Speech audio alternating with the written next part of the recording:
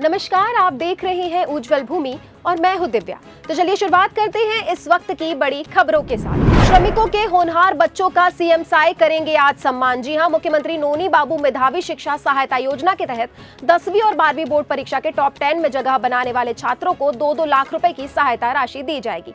इसमें 1 लाख रुपए प्रोत्साहन राशि और 1 लाख रुपए 2 पहिया वाहन खरीदने के लिए विशेष अनुदान शामिल है।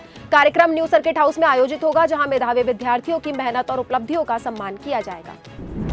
नदियों में प्रदूषण मामले में हाई कोर्ट सख्त। जी हां, प्रदेश की नदियों में प्रदूषण फैलाने के मामले में हाई कोर्ट ने सख्त रुख अपनाया है। शराब फैक्ट्रियों से निकलने वाली जहरीले पानी की जांच के लिए कोर्ट ने 2 अधिवक्ताओं को कोर्ट कमिश्नर नियुक्त किया है। ये कमिश्नर प्रदेश की 3 डिस्टिलरी यूनिट्स का निरीक्षण कर 30 दिनों के भीतर रिपोर्ट सौंपेंगे।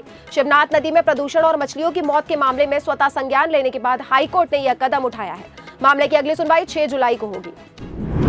ऑटो ई रिक्शा पर लगेगी लगाम, क्यूआर कोड से होगी निगरानी। जी हां, रायपुर में ट्रैफिक व्यवस्था सुधारने के लिए ऑटो और ई रिक्शा का डिजिटल पंजीयन शुरू हो गया है।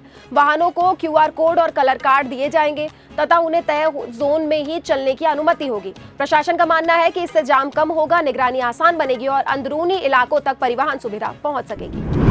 निकाय चुनाव में खिला कमल। जी हां, छत्तीसगढ़ के निकाय चुनावों में बीजेपी ने बढ़त बनाते हुए 5 में से 3 अध्यक्ष पदों पर जीत दर्ज की है, जबकि कांग्रेस को 2 सीटों पर सफलता मिली है।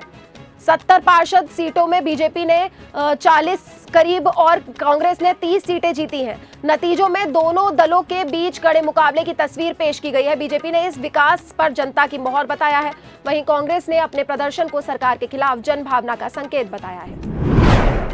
रायपुर निगम आयुक्त ने जोन कमिश्नरों को दिया रोज 1 करोड़ वसूली का टारगेट। जी हां, नगर निगम अब बड़े बकायेदारों पर सख्त कार्रवाई की तैयारी में है। आयुक्त संबित मिश्रा ने सभी 10 जोनों में कमिश्नरों को नोटिस जारी कर बकाया राजस्व की वसूली तेज करने के निर्देश दिए हैं। निगम ने प्रतिदिन 1 करोड़ रुपए वसूली का लक्ष्य तय किया है। साथ ही 30 जून तक संपत्ति कर जमा करने वालों को 6.25% छूट का लाभ भी मिलेगा। वहीं मॉनसून से पहले शहर में रेन वाटर हार्वेस्टिंग सिस्टम लागू करने की, जल भराव वाले क्षेत्रों में चिन्हित करने की और अवैध निर्माणों पर कड़ी कार्रवाई के निर्देश भी दिए हैं। फर्जी दस्तावेजों से करोड़ों की जमीन हड़पने की साजिश नाकाम। जी हां, अभनपुर में फर्जी दस्तावेजों के सहारे करोड़ों रुपए की जमीन हड़पने की साजिश का खुलासा हुआ है। आरोपियों ने नकली हस्ताक्षर, फर्जी फोटो और जाली दस्तावेजों के जरिए जमीन अपने नाम कराने की कोशिश की थी। पुलिस ने मामले में 4 आरोपियों को गिरफ्तार कर जेल भेज दिया है, जबकि अन्य की तलाश जारी है।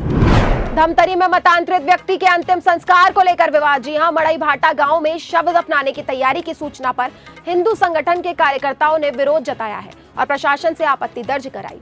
पुलिस और प्रशासन की मौजूदगी में सभी पक्षों के बीच चर्चा हुई, जिसके बाद सहमति से शव का अंतिम संस्कार ईसाई कब्रिस्तान में किया गया। समय रहते हस्तक्षेप से क्षेत्र में शांति और कानून व्यवस्था बनी रही। आंगनबाड़ी भर्ती में घोटाले का आरोप, योग्य अभ्यर्थियों ने खोला मोर्चा। जी हां, एमसीबी जिले में आंगनबाड़ी भर्ती 2024 को लेकर विवाद गहराता जा रहा है। कई अभ्यर्थियों ने भर्ती प्रक्रिया में भ्रष्टाचार और पक्षपात का आरोप लगाते हुए कलेक्टर से शिकायत की है। उनका कहना है कि अधिक अंक पाने वाले उम्मीदवारों को बाहर कर कम अंक वाले अभ्यर्थियों का चयन किया गया है। मामले में निष्पक्ष जांच और चयन सूची की दोबारा समीक्षा की मांग उठी है, जबकि पूर्व विधायक गुलाब कमरों ने भी भर्ती प्रक्रिया पर गंभीर सवाल खड़े किए। 7,000 की रिश्वत पर सेवानिवृत्त बाबू को 3 साल की जेल। जी हां, सरगुजा के बहुचर्चित रिश्वतखोरी मामले में 6 साल बाद बड़ा फैसला आया है। जल संसाधन विभाग के सेवानिवृत्त बाबू वी के सिन्हा को विशेष न्यायालय ने 3 साल के सक्षम कारावास और जुर्माने की सजा सुनाई है। आरोपी ने एक सेवानिवृत्त कर्मचारी के लंबित भुगतान के बदले रिश्वत मांगी। साल 2020 में एसीबी ने उसे 7,000 रुपए की रिश्वत लेते हुए रंगे हाथों गिरफ्तार किया था। अब कोर्ट ने फैसले में भ्रष्टाचार के खिलाफ सख्त संदेश दिया है। बुधवारी बाजार में आग का तांडव, 3 घंटे तक धधकती रही 3 दुकानें। जी हां, गुरुवार देर रात बिलासपुर में शॉर्ट सर्किट से शुरू हुई आग से जय हिंद साइकिल, डॉली ड्रेस और एक इलेक्ट्रिक दुकान को अपनी चपेट में ले लिया। देखते ही देखते आग के विकराल रूप धारण कर लिया और पूरे बाजार क्षेत्र में अफरा तफरी मच गई। व्यापारी अपनी दुकानों का सामान बचाने में जुट गए। सूचना पर पुलिस, फायर ब्रिगेड ने करीब 3 घंटे की मशक्कत के बाद आग पर काबू पाया। आगजनी में लाखों रुपए के नुकसान की आशंका जताई जा रही है। छत्तीसगढ़ की हर छोटी बड़ी खबर पर हमारी है पैनी नजर। फिलहाल टॉप 10 खबरों में बस इतना ही। फिर होगी आपसे मुलाकात नई और बड़ी खबरों के साथ। तब तक बने रहे उज्जवल भूमि के साथ। धन्यवाद।